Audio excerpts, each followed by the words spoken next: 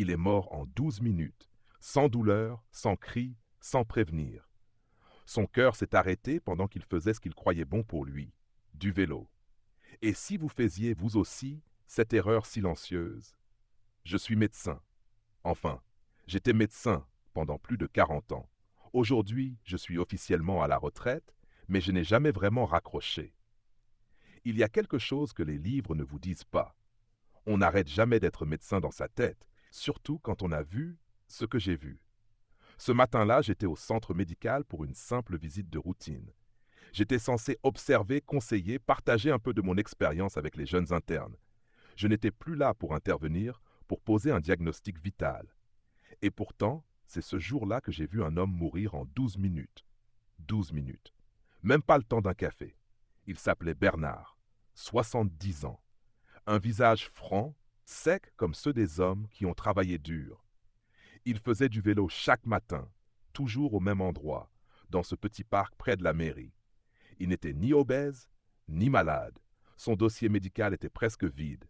Pas de diabète, pas de tension, pas de tabac, pas d'alcool. Il vivait simplement et croyait profondément qu'un peu de sport chaque jour, c'était le secret pour vivre longtemps.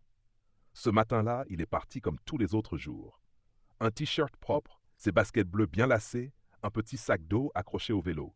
12 minutes plus tard, il s'effondrait sur le guidon. Sans cri, sans chute dramatique. Juste un arrêt, net, silencieux. C'est cela qui m'a glacé. Aucune alerte, aucun signe, pas même une plainte. Son cœur a cessé de battre comme on souffle une bougie. Et moi, vieux médecin, je suis resté figé devant l'évidence. Pas une maladie, pas un accident, non, juste une erreur. Une erreur tragique d'intention. Je vous le dis avec émotion. Bernard est mort en croyant faire ce qu'il fallait. Il est mort en faisant exactement ce que tant de seniors font chaque matin, bouger pour rester en vie. Mais il ne savait pas. Il ne savait pas que le cœur, à un certain âge, ne parle plus la même langue, qu'il n'envoie plus les mêmes signaux, qu'il s'épuise en silence. Et c'est pour cela que je prends la parole aujourd'hui.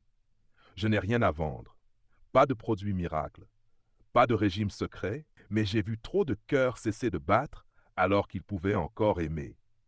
Trop de gens mourir en bonne santé, tout simplement parce qu'ils ont mal compris ce qu'est un cœur âgé. Car oui, il y a un mensonge terrible que l'on répète à nos aînés, souvent avec les meilleures intentions du monde. Bouge chaque jour et tu vivras plus longtemps. Mais personne ne dit comment il faut bouger. Personne ne dit à quel moment, à quelle intensité, dans quelles limites. Personne ne dit que le cœur d'un retraité de 70 ans n'est pas celui d'un jogueur de 30. Le résultat? Des femmes qui s'écroulent après une séance de YouTube trop intense. Des hommes qui tombent dans l'escalier parce qu'ils voulaient travailler leur souffle. Des grands-parents qui ne se relèvent plus d'une série de squats. Et tout cela pourquoi? Parce qu'ils ont voulu bien faire. Parce qu'ils ont écouté les conseils des jeunes sans avoir les outils pour discerner. Je le dis avec la voix tremblante du médecin qui en a trop vu. Ce n'est pas la maladie qui tue le plus les cœurs de nos aînés. C'est l'incompréhension. L'incompréhension du fonctionnement d'un cœur fatigué. L'incompréhension de la logique du vieillissement. L'incompréhension des signes précoces d'épuisement cardiaque. Et surtout, l'incompréhension du silence. Parce que le cœur vieilli ne hurle pas. Il ne pique pas toujours. Il n'envoie pas de douleur comme dans les films. Il plie, il plie, il plie. Et un jour, il casse. Je suis médecin, oui, mais je suis aussi père, grand-père. Et ce que je veux transmettre aujourd'hui, c'est un regard, une alerte, un mode d'emploi. Pas pour vous faire peur, mais pour vous permettre de continuer à vivre. Vraiment vivre. Pas dans les chiffres, pas dans les exploits sportifs, mais dans le sommeil profond, dans les rires avec les petits-enfants, dans le fait de pouvoir monter 2 marches sans suffoquer. Alors, je vous demande une chose. Si ces mots résonnent en vous, si vous vous sentez concerné, si vous connaissez quelqu'un qui pense encore qu'il faut transpirer à tout prix, abonnez-vous à cette chaîne. Pas pour flatter mes statistiques, mais parce que chaque nouvel abonné me donne l'élan de préparer la prochaine vidéo. Chaque clic est une promesse que mes années de médecine peuvent encore servir. Et maintenant, avant que vous n'alliez plus loin, je vous pose une simple question qui en dit long sur votre façon de voir la santé. Question. À votre avis, qu'est-ce qui est le plus important pour un cœur de 70 ans? A. Faire 30 minutes de sport par jour, même si c'est intense. B. Bouger lentement, tous les jours, sans fatigue ni essoufflement. Dites-le moi en commentaire, A ou B. Je lirai chaque réponse avec attention, parce que peut-être que votre réponse sauvera une vie. J'ai passé plus de 40 années à écouter battre des cœurs. Des cœurs jeunes, nerveux, enthousiastes. Des cœurs blessés, essoufflés, usés. Et surtout, des cœurs âgés, ces cœurs silencieux, parfois trop discrets, qui souffrent sans bruit. Quand j'ai commencé à pratiquer, on croyait encore que les battements cardiaques parlaient haut et fort, qu'un infarctus s'accompagnait toujours de douleurs vives, d'un cri, d'un effondrement théâtral. Puis les années ont passé et j'ai vu la réalité. Le cœur ne fait pas toujours de bruit quand il meurt. Il s'arrête comme s'il s'excusait. Et souvent, il s'arrête pendant que son propriétaire croit faire quelque chose de bon pour lui. Ce que j'ai découvert au fil des décennies, c'est que le véritable danger pour les personnes âgées ne vient pas du manque d'exercice. Non. Le danger vient de l'exercice mal adapté, du mauvais mouvement à la mauvaise intensité au mauvais moment, du zèle avec lequel beaucoup d'entre vous, pleins de bonnes intentions, répétez des gestes qui usent votre cœur un peu plus chaque jour. Ce n'est pas votre faute. On vous a dit que bouger, c'était la clé, que l'inactivité était la grande ennemie du vieillissement. C'est vrai. Mais ce qu'on a oublié de vous dire, c'est que tous les mouvements ne se valent pas. Et surtout, le corps de 70 ans ne réagit pas comme celui de 30. Permettez-moi aujourd'hui, avec toute l'humilité du médecin à la retraite, mais encore passionné, de vous parler des 8 exercices les plus dangereux pour un cœur vieillissant. 8 habitudes qui passent pour anodines, voire bénéfiques, mais qui, mal pratiquées, peuvent abîmer votre cœur au lieu de le fortifier. Le premier, c'est ce que les jeunes appellent le HIIT, entraînement fractionné de haute intensité. Quelques secondes d'effort violent, suivi d'un bref repos, puis on recommence. À 25 ans, le corps encaisse, le cœur accélère puis revient vite à son rythme. Mais à 70 ans, le système nerveux est moins réactif. Le cœur s'emballe, mais ne sait plus redescendre.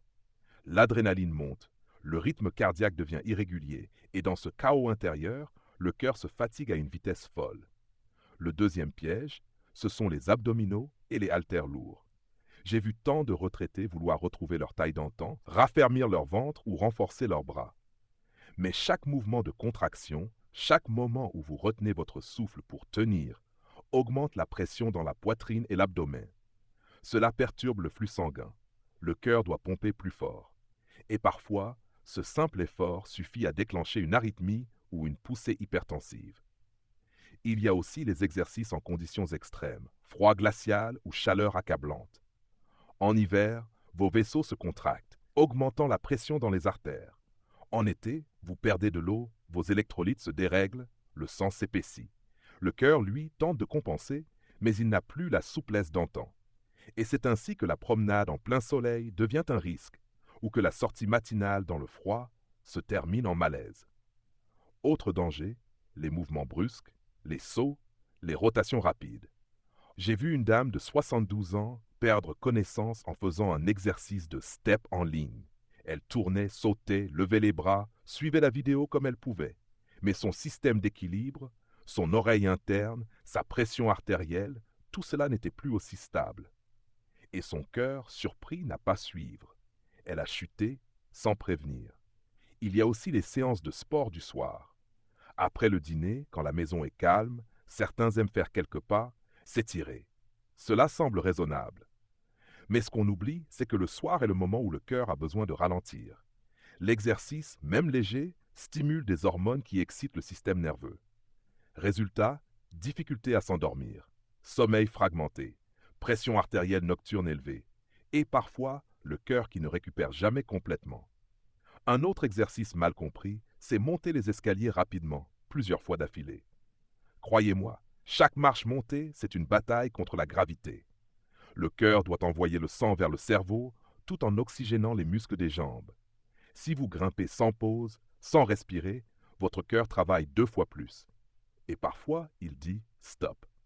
Le 7e piège est particulièrement insidieux, la planche abdominale, On croit que c'est un exercice facile, car on ne bouge pas. Mais cette immobilité est trompeuse. Elle demande une contraction constante des muscles profonds, une stabilité qui bloque souvent la respiration.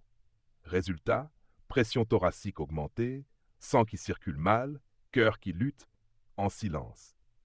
J'ai vu un patient tomber dans les pommes après une planche de 40 secondes. Enfin, il y a le vélo, le sport favori de beaucoup. Il est vrai qu'il est doux pour les articulations, mais certains le pratiquent trop longtemps, trop intensément, sans pause, sans hydratation. Le cœur, alors, ne s'arrête jamais. Il pompe, il pompe. Et quand il aurait besoin d'un moment de répit, on lui en demande encore plus. C'est souvent là que le drame arrive. Je ne dis pas cela pour vous décourager, bien au contraire. Je veux vous protéger, vous faire comprendre que le mouvement est vital, mais le bon mouvement au bon moment avec la bonne intention. Un cœur vieilli n'est pas un cœur faible. C'est un cœur chargé d'histoire. Un cœur qui a battu des milliards de fois, qui vous a porté dans l'amour, la colère, la fatigue, la joie. Il mérite qu'on le respecte, qu'on l'écoute. Alors, s'il vous plaît, avant de reproduire ces exercices que vous voyez sur Internet, posez-vous une seule question. Est-ce que mon cœur peut encore suivre ce rythme, ou est-ce que je suis en train de le pousser trop loin? Et si vous ne savez pas répondre, alors ne restez pas seul. Demandez conseil, consultez. Et surtout, souvenez-vous de ceci. Il vaut mieux marcher lentement tous les jours que courir un jour et tomber le lendemain.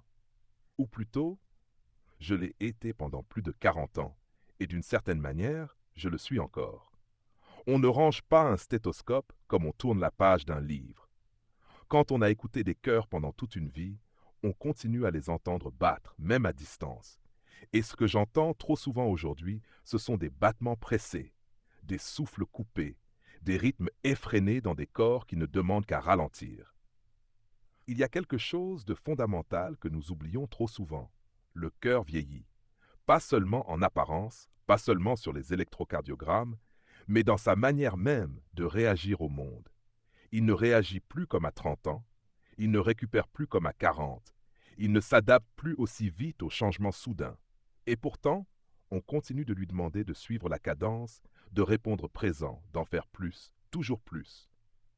On l'entraîne, on le pousse, on le teste, alors qu'il a déjà tant donné.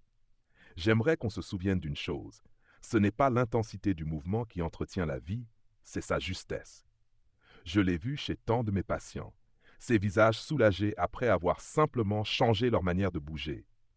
Non, ils n'avaient pas arrêté de faire de l'exercice, mais ils avaient cessé de se battre contre eux-mêmes. Ils avaient troqué l'effort contre le rythme, l'ambition contre l'écoute. Et ce simple changement a suffi pour que leur souffle s'apaise, que leurs nuits redeviennent profondes, que leurs journées retrouvent une légèreté qu'ils croyaient perdue. Ce que je vous dis là n'est pas théorique. C'est la somme de milliers de consultations, de discussions à voix basse, de confidences de couloir. Des personnes âgées qui me disaient « Docteur, je croyais que je faisais bien, et pourtant je suis épuisé. » Alors nous avons revu ensemble leur programme, et au lieu de leur demander de faire plus, je leur ai appris à faire mieux. Car oui, il existe des formes de mouvement qui nourrissent le cœur sans le surcharger, qui réveillent le corps sans l'agresser, qui stimulent la circulation sans provoquer de tension, des mouvements lents, fluides, conscients, des gestes qui accompagnent plutôt que de contraindre, qui respectent plutôt que d'imposer. Je parle ici de la marche lente, régulière, quotidienne. Une marche sans but sportif, sans chrono, sans performance. Juste le plaisir de bouger, d'oxygéner le corps, de sentir ses jambes vivantes. Je parle aussi de disciplines comme le Tai Chi qui associe équilibre, respiration, ancrage, ou le yoga doux, adapté, qui étire, qui détend, qui respire. Je parle de ces exercices de respiration que nous négligeons trop, alors qu'ils sont souvent le vrai médicament du cœur. J'ai vu des cœurs ralentir simplement parce qu'on leur avait redonné de l'espace, parce qu'on avait cessé de leur imposer un tempo qui n'était plus le leur. Et à chaque fois, les patients me disaient la même chose. Je ne savais pas que ça pouvait être aussi simple. Et je leur répondais, ce n'est pas simple, c'est juste adapté. Car l'adaptation, voilà le maître mot à partir d'un certain âge. Il ne s'agit plus de défier son corps, mais de l'accompagner, de dialoguer avec lui, de percevoir ces signaux, d'ajuster en permanence. Et dans ce dialogue, le mouvement prend une toute autre forme. Il devient un langage de soin, une manière de dire à son corps « je t'écoute, je ne te brusque plus, je t'accompagne ». Et il y a dans cette forme de mouvement une beauté que la performance ne connaîtra jamais, celle du geste lent, aligné avec le souffle, celle du pas mesuré, du regard ouvert, du corps qui se déplie doucement, sans tension. Ce n'est peut-être pas spectaculaire, mais c'est profondément vivant. Il m'est arrivé de dire à certains patients, vous n'avez pas besoin de courir pour vivre plus longtemps, vous avez besoin de marcher pour rester présent. Et cette présence, croyez-moi, vaut toutes les minutes gagnées sur un tapis de course, parce qu'elle permet de rester là, debout, autonome, conscient, libre, libre de monter ses escaliers, de sortir chercher le pain, de prendre son petit-fils par la main. Et cela, aucun exploit sportif ne peut le remplacer. Ce que je vous propose aujourd'hui, ce n'est pas un programme, ce n'est pas une liste d'exercices, c'est un changement de regard, une manière nouvelle d'aborder le corps, non plus comme un outil à entretenir, mais comme un compagnon à respecter, non plus comme une machine à booster, mais comme une maison à habiter avec douceur. Je vous le dis en tant que médecin, mais aussi en tant qu'homme, le cœur ne demande pas qu'on le pousse, il demande qu'on l'écoute. Et si vous savez l'écouter, si vous savez lui parler avec le langage du souffle, du calme, de la régularité, alors il vous le rendra, en battements doux, en nuits profondes, en gestes simples, en moments vécus pleinement. Alors la prochaine fois que vous irez marcher, faites-le sans objectif. La prochaine fois que vous respirez profondément, savourez-le comme un acte de santé. Et la prochaine fois que vous sentirez la tentation de vous dépasser, souvenez-vous que parfois, le vrai dépassement de soi, c'est de savoir s'arrêter. Ce que je vous invite à cultiver, ce n'est pas la force, c'est la stabilité. C'est elle qui vous portera loin, et c'est elle aussi qui vous ramènera à vous.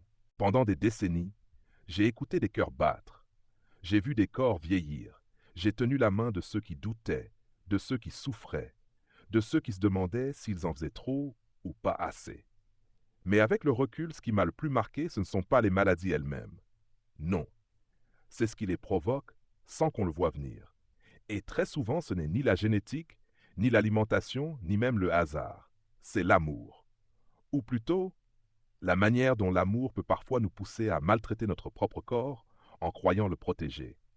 Je ne compte plus les fois où j'ai entendu une phrase comme « Je fais ça pour mes enfants » ou encore « Je ne veux pas devenir un poids pour ma famille ». Derrière ces mots, il n'y avait pas de vanité. Il y avait de la peur, du courage, une volonté profonde de rester utile, debout, autonome. Et pourtant, c'est parfois cette volonté-là qui finit par épuiser le cœur. Je me souviens d'un homme, Louis, 73 ans. Ancien charpentier, solide, fier, encore droit comme un piquet, malgré l'âge. Il venait me voir pour un contrôle de routine, mais je voyais bien dans ses gestes qu'il n'était pas tranquille. Il me dit, « Vous savez, docteur, je fais mes 100 pompes par jour, tous les matins, pas comme ces vieux qu'on voit à la télé. » Et il souriait d'un sourire un peu tendu, comme s'il cherchait une approbation. Je n'ai rien dit tout de suite. Je l'ai laissé parler. Puis je lui ai posé une seule question. Pourquoi? Il m'a regardé, surpris, presque offensé. Pour rester en forme, pour pouvoir soulever ma petite fille, monter mes sacs de course, rester digne. Je ne veux pas devenir inutile. C'est à ce moment-là que j'ai compris. Il ne faisait pas ses efforts pour lui. Il les faisait contre la peur de disparaître aux yeux de ceux qu'il aimait. Et il n'est pas le seul. J'ai vu des femmes âgées se lever à l'aube pour aller marcher 5 kilomètres, non pas parce qu'elles en avaient envie, mais parce qu'elles espéraient que ça empêcherait leur corps de décliner. J'ai vu des grands-pères s'acharner sur des haltères pour raffermir des bras que plus personne ne leur demandait de montrer. J'ai vu des cœurs battre trop fort, non pas parce qu'ils étaient faibles, mais parce qu'ils étaient trop pleins de bonne volonté. Le plus tragique, c'est que dans cette lutte pour rester debout, beaucoup finissent par se faire mal à eux-mêmes. Pas volontairement, bien sûr, mais parce que personne ne leur a appris à faire la différence entre l'effort qui renforce et celui qui détruit. Parce qu'ils ont pris exemple sur des plus jeunes, sur des vidéos de remise en forme, sur des conseils glanés à droite à gauche. Parce qu'ils ont cru que pour ne pas vieillir, il fallait continuer à pousser le corps, encore et encore, jusqu'à ce qu'il cède. Je le dis avec émotion. Il n'y a pas de honte à ralentir. Il n'y a pas de défaite à écouter son corps. Au contraire, c'est dans cette écoute que réside la vraie force, celle de l'intelligence du vivant, celle de la sagesse de l'âge. Je me souviens aussi de Claire, 68 ans, qui venait d'avoir un petit-fils. Elle voulait être une mamie moderne, disait-elle. Elle faisait du pilates, suivait des cours en ligne, buvait des jus verts, tenait un carnet de calories. Et pourtant, elle dormait mal, avait souvent des palpitations, une tension instable.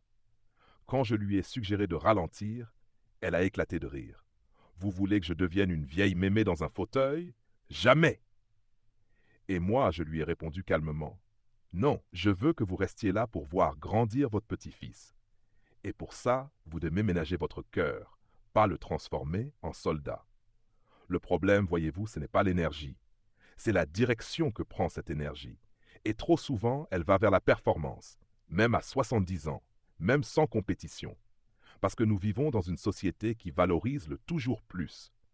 Plus de pas, plus de muscles, plus de défis, plus de résultats. Même quand il s'agit simplement de rester en bonne santé. Mais la santé, ce n'est pas un concours. C'est un équilibre. Une relation intime avec soi-même. Un dialogue honnête entre ce qu'on veut et ce qu'on peut. Alors j'aimerais dire à toutes celles et ceux qui s'infligent un programme trop intense au nom de l'amour. Vos enfants, vos petits-enfants, n'ont pas besoin que vous soyez des héros. Ils ont besoin que vous soyez là, présents, en paix, avec assez de souffle pour raconter une histoire, assez d'énergie pour sourire, assez de lucidité pour dire non parfois, assez de douceur pour montrer qu'on peut vieillir sans se battre contre soi-même. Vieillir n'est pas un échec, c'est un privilège. Et bouger n'est pas un défi à relever, c'est un soin à s'offrir. Le bon mouvement ne prouve rien.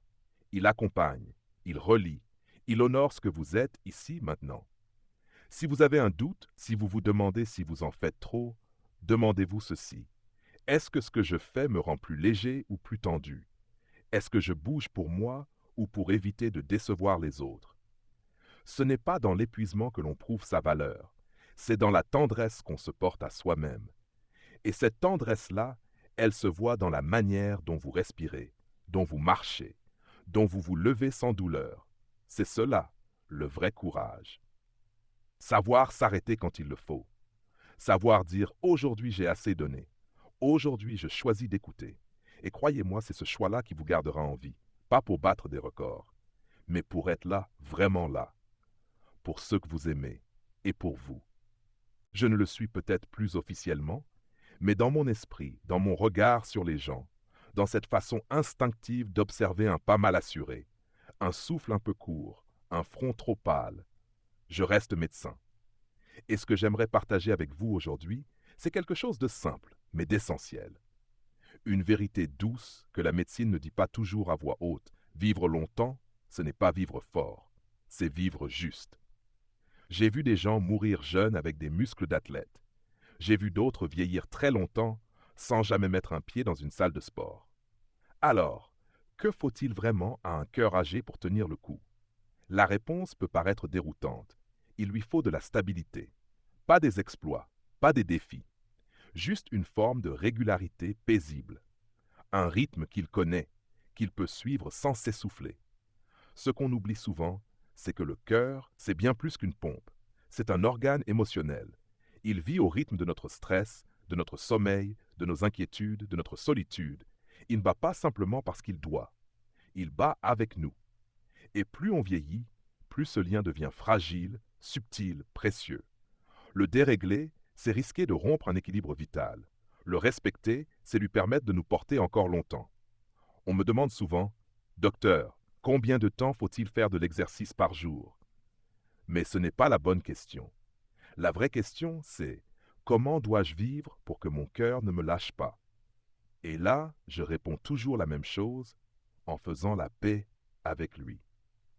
Faire la paix, ça commence par renoncer à la performance. On n'est pas en compétition avec soi-même. Le but, ce n'est pas de faire plus qu'hier ou que son voisin. Le but, c'est d'être là demain. C'est de pouvoir encore se lever seul, préparer son café, entendre le rire d'un petit enfant, arroser ses plantes sans vertige, grimper 2 marches sans trembler. Ce sont ces gestes-là, simples, modestes, qui composent une vie longue, mais surtout une vie pleine. J'ai eu un patient, Pierre, 75 ans, ancien professeur, très cultivé, très méthodique. Il notait tout dans un carnet, son poids, ses pas, sa tension, ses heures de sommeil. Un jour, il est arrivé dans mon cabinet avec les larmes aux yeux. Il ne comprenait pas. Il faisait tout comme il faut, et pourtant il se sentait vidé, agité, comme si quelque chose en lui avait perdu son axe. Je lui ai simplement demandé de me raconter ses journées, dans le détail. Et en l'écoutant, j'ai compris. Il vivait dans la peur de mal faire. Il ne vivait plus pour son bien-être, mais pour éviter la maladie. Il s'était construit une routine de contrôle, d'anticipation, de perfection. Mais il avait oublié une chose fondamentale. Le cœur aime la liberté. Alors je lui ai conseillé quelque chose de très simple. Fermez ce carnet pendant 2 semaines. Et chaque matin, demandez-vous seulement « Comment vais-je me sentir bien aujourd'hui ?» sans me faire violence. Il m'a regardé, surpris, presque soulagé. 2 mois plus tard, il revenait avec un autre visage, moins crispé, plus vivant. Il avait appris à marcher sans chronomètre, à respirer sans tension, à dormir sans culpabilité. C'est cela que je voudrais vous transmettre aujourd'hui. L'importance de la paix intérieure dans la santé du cœur. Ce n'est pas une idée poétique, c'est une réalité biologique. Le système nerveux autonome, celui qui régule votre rythme cardiaque, votre pression artérielle, votre respiration, réagit à vos émotions, à votre agitation mentale, à votre rapport au temps. Plus vous vous imposez, plus vous perturbez ces régulations naturelles. Et plus vous apprenez à vous poser, à respirer, à vivre lentement, plus votre cœur retrouve sa cadence juste. Je ne suis pas en train de vous dire d'arrêter de bouger. Je vous dis de bouger en harmonie. Le bon mouvement n'est pas celui qui vous essouffle, c'est celui qui vous aligne, celui qui vous relie à votre souffle, à vos sensations, à votre plaisir. La marche lente, les gestes amples, les respirations profondes, les étirements doux, ce sont là les vrais alliés du cœur après 60 ans. Et puis il y a une autre chose dont on parle peu, la valeur du silence. Le silence mental, le silence émotionnel, cette capacité à être là, simplement, sans bruit intérieur. Le cœur aime le silence. Il y trouve un espace pour se réparer, pour se réguler. Une promenade sans téléphone, un instant les yeux fermés au soleil, une lecture tranquille. Tout cela vaut parfois plus qu'un quart d'heure de vélo intensif. Je le redis parce que c'est vital. Ce n'est pas l'intensité du sport qui sauve un cœur âgé. C'est la constance, la douceur, la cohérence. Un peu chaque jour, sans excès, sans tension. Le corps n'a pas besoin d'être impressionné. Il a besoin d'être respecté. Et dans cette stabilité-là, il y a une immense puissance, celle de tenir debout sans effort, celle d'avancer sans crainte, celle de vivre sans se battre. Je suis médecin. J'ai vu ce que le déséquilibre fait aux gens. Mais j'ai aussi vu ce que la paix du rythme, la sagesse du mouvement, la lenteur assumée peuvent transformer. Et je vous le dis avec tout ce que l'âge m'a appris. À partir d'un certain âge, la force, ce n'est plus dans les muscles qu'elle se trouve, c'est dans l'équilibre. Dans mes années de médecine, j'ai compris que la vieillesse n'est pas une pente glissante vers le déclin. C'est une transformation. Elle n'a rien de honteux, ni de pathologique. Ce qui fait souffrir, c'est pas l'âge en soi. C'est la façon dont on le vit, la manière dont on lutte contre lui, souvent sans le comprendre. Et c'est pour cela que j'ai souhaité parler, écrire, partager. Parce que trop de gens âgés vivent aujourd'hui dans la peur silencieuse de devenir un fardeau, dans la culpabilité de ralentir, dans l'obsession de devoir toujours prouver qu'ils tiennent encore le coup. Mais à quoi bon tenir si c'est au prix de son cœur? À quoi bon se lever à 5 heures du matin pour aller marcher sous le froid, si c'est en revenant avec les jambes tremblantes, le souffle court et la peur de tomber? À quoi bon faire 40 minutes de vélo par jour, si le soir, le cœur bat encore trop vite pour s'endormir? La vérité, c'est que notre corps nous parle. À chaque instant, il ne demande pas de prouesse, il demande de l'écoute, du respect. Il demande d'être traité comme un compagnon, pas comme un ennemi à dompter. Le cœur, lui, est le miroir de cette relation intérieure. Quand on l'agresse, il se raidit, il accélère, il panique. Quand on le rassure, il se régule, il s'apaise, il tient. Vieillir, c'est apprendre à vivre autrement. Ce n'est pas abandonner le mouvement. C'est réinventer le geste. C'est remplacer la quantité par la qualité, l'intensité par la régularité, le bruit par la respiration, le défi par la douceur. Et c'est cela au fond le plus beau. Redonner à la vie quotidienne son vrai poids. Une tasse de thé prise au soleil, une marche tranquille au marché du coin, une sieste profonde après un bon repas, un rire avec un petit-fils. Voilà les véritables vitamines du cœur. Voilà les gestes qui, répétés chaque jour, prolongent non seulement la vie, mais la rendent plus belle. Le problème, c'est que la société ne nous y prépare pas. Elle nous vend des solutions rapides, des vidéos de sport miracle, des régimes intenses, des routines de performance. Et nous, pris dans le désir de bien faire, nous oublions l'essentiel. Nous ne sommes plus dans la course. Nous sommes dans l'entretien du voyage. Et pour cela, il ne faut pas courir. Il faut marcher, s'arrêter parfois et surtout savourer. Ce que je veux vous transmettre aujourd'hui, ce n'est pas un simple conseil de santé. C'est une manière de regarder votre propre corps avec bienveillance.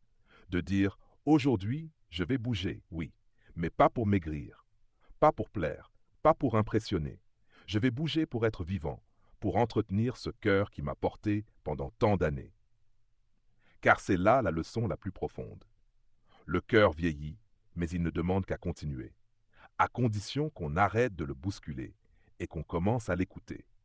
Ce n'est pas en faisant plus qu'on vieillit mieux, c'est en faisant mieux, en choisissant les bons moments, les bons mouvements, les bonnes pauses, en respectant ses limites, en cultivant la paix intérieure, en se souvenant que la santé, c'est pas l'absence de douleur, c'est la présence de l'équilibre.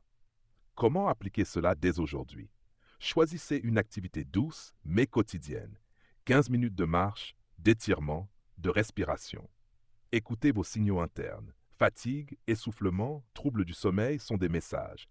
Prenez le temps de ralentir. Dormir mieux, manger plus lentement, respirer profondément. Parlez de ces sujets autour de vous. Partagez. Osez dire que vous n'avez plus envie de vous forcer. Et maintenant, je vous pose une question simple. Selon vous, qu'est-ce qui est le plus important pour bien vieillir? A. Continuer à se dépasser coûte que coûte. B. Trouver un rythme stable, agréable et le respecter.